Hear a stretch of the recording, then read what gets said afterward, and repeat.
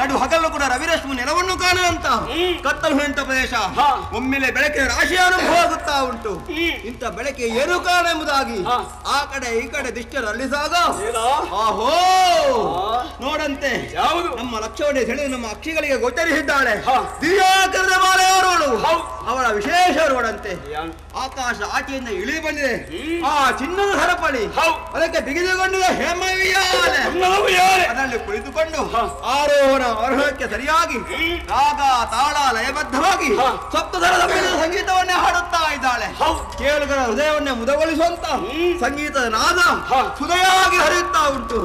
ನೋಡಂತೆ ಇಲ್ಲಿಯ ಕಾಡ ಪ್ರಾಣಿಗಳು ಕೂಡ ತಮ್ಮ ಜನ್ಮವನ್ನೇ ಮರೆತು ಒಮ್ಮತ್ತಿನ ಸಂಗೀತವನ್ನು ಆಲಿಸುತ್ತಾರೆ. ಹೌದಲ್ಲ?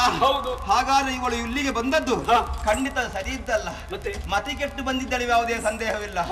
ಈ ಕಾಡಿಗೆ ಬರ್ಬೇಕಾದ್ರೆ ಇವಳು ಯಾರಾಗಿರ್ಬೋದು?